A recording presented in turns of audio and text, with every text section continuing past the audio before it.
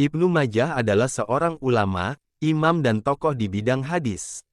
Beliau adalah Abu Abdullah, Muhammad bin Yazid bin Majah ar-Rabi'i al-Qazwini. Ia dilahirkan di Qazvin, salah satu provinsi di Iran sekarang pada tahun 209 Hijriah. Ibnu Halikan mengatakan, kata Majah dengan memfathahkan huruf mim dan jim. Dan di antara kedua huruf itu ada alif. Dan huruf H yang terakhir dibaca sukun. Ibnu Majah tumbuh di lingkungan yang penuh ilmu. Di saat itu, umumnya para pemuda memiliki kecintaan yang besar dengan ilmu agama. Khususnya ilmu hadis. Ibnu Majah kecil memulai langkah belajarnya dengan runut. Pertama-tama ia menghafal Al-Quran yang merupakan sumber utama hukum-hukum Islam. Kemudian ia mondar-mandir di halakoh ahli hadis yang saat itu mudah didapatkan di masjid-masjid Qazvin. Hingga di masa mendatang, ia memetik hasil dan tingkatan besar dalam ilmu hadis. Pada tahun 230 Hijriah, Ibnu Majah mulai bersafar mencari ilmu. Menemui banyak guru yang tersebar di berbagai penjuru. Ia menyambangi Khurasan, Basrah, Kufah, Baghdad, Damaskus, Mekah, Madinah, Mesir. Ia mengunjungi berbagai madrasah hadis.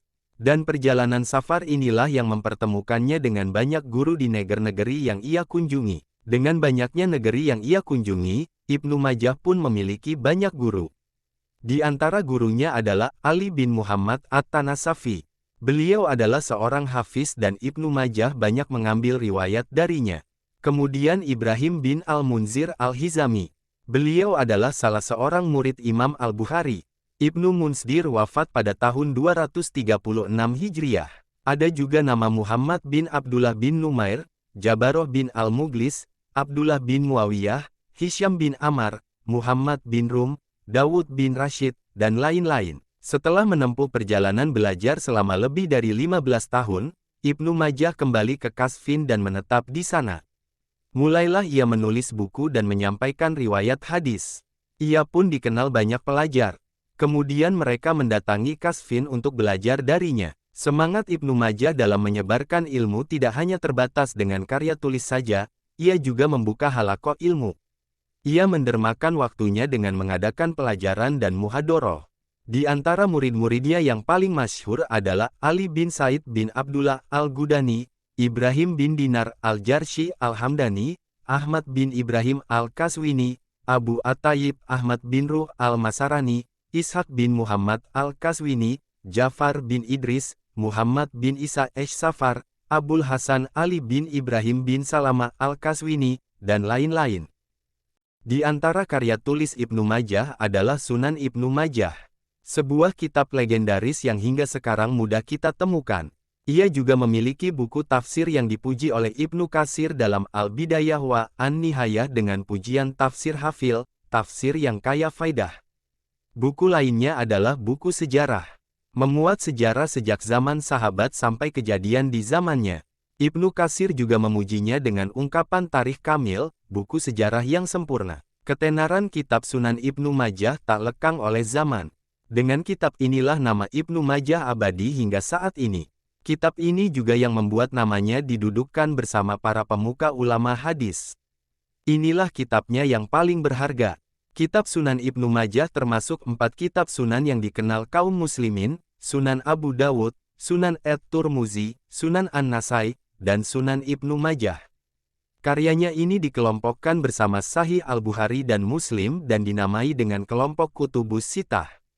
Keenam buku hadis ini menjadi rukukan utama hadis-hadis Nabi Shallallahu Alaihi Wasallam. Metode Ibnu Majah dalam menulis bukunya ini adalah dengan merunutkan bab-babnya.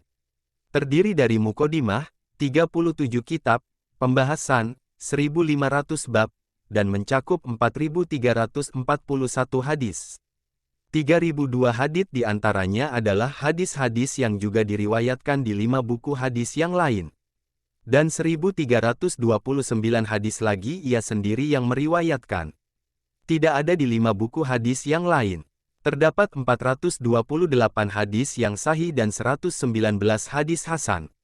Ibnu Hajar mengatakan, ia bersendirian meriwayatkan banyak hadis yang sahih.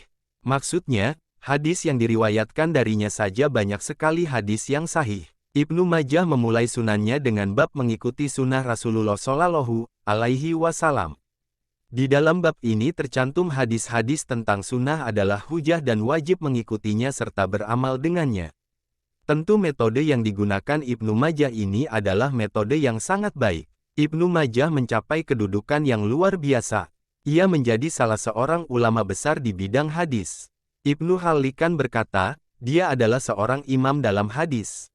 Seorang yang berpengetahuan tentang ilmu hadis dan semua hal yang berkaitan dengan hadis.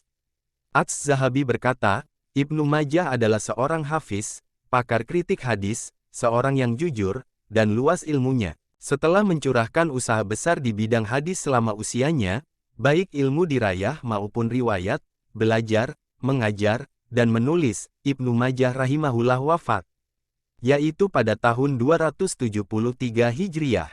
Semoga Allah membalas jasanya atas Islam dan kaum muslimin. Amin.